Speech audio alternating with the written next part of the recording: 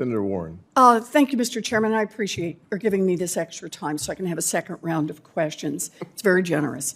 I want to respond first to a comment made by my colleague from North Carolina.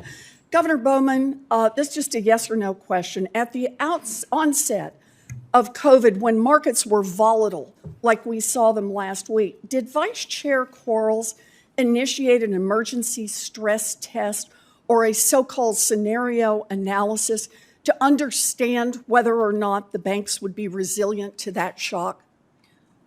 Senator Warren, that It's was just yes or no. That was a very unique time in our. It's in a our yes economy. or no. Did he? Yes, he did. Thank you. You know, I don't want to get in this tangle again, but people reasonably can ask why you are not willing to do this now and whether you're just worried about embarrassing President Trump, because this shock is one, unlike a virus, that is self-inflicted by the President of the United States. So I have a question for Mr. Fogel. Who would be responsible? He would be responsible for opening markets abroad for U.S. businesses. The president has made that job harder with the chaos of his on-again, off-again, on-again, off-again tariffs. The chairman of the Federal Reserve has said that costs are likely to rise, that unemployment is likely to go up. Some businesses are already handing out pink slips. Retirement accounts have taken a hit. Economists say if we continue down this road, a recession is inevitable. Mr. Fogel, do you agree that each of those outcomes is bad for American businesses? Senator, first of all, I'm not an economist, and it's hard for me to. Does that make it hard to know whether or not costs going up for families is a problem? Well, but respectfully, I think he has been clear about his policies, and I think they're. So the costs that have been identified by the chairman of the Federal Reserve, by economists, by things we can see with our own eyes, do you think those things are good things or bad things? Again, Senator, I'm optimistic about the results. Yeah, of the I know. president's policies. In the world you all live in, optimism seems to be the whole reality here. Let me just ask one other question, and that is a question about housing. This is one specific area where President Trump's red light, green light tariff chaos is really going to hit families. We currently have a housing shortage of about 5 million homes.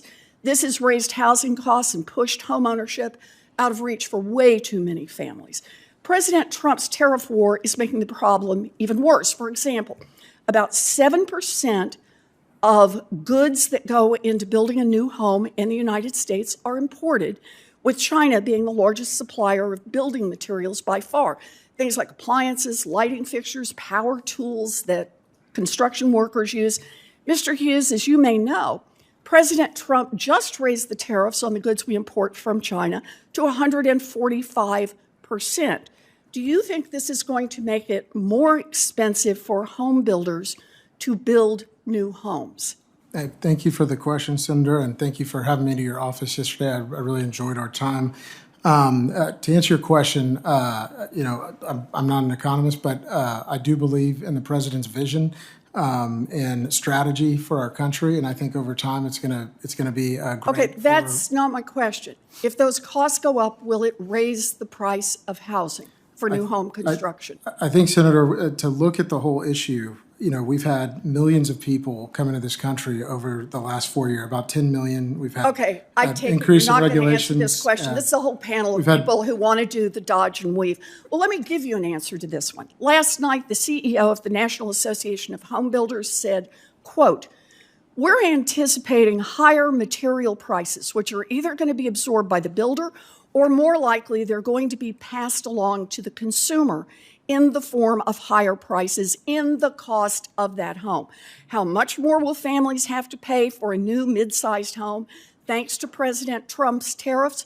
According to the National Association of Home Builders last night, between $7,500 and $10,000. Let me just say that again. President Trump's tariffs are raising the cost of a new home by $7,500 to $10,000, and that may just be the lower bound because President Trump's tariffs are also putting pressure on interest rate, which will make it more expensive to build and more expensive to get a mortgage.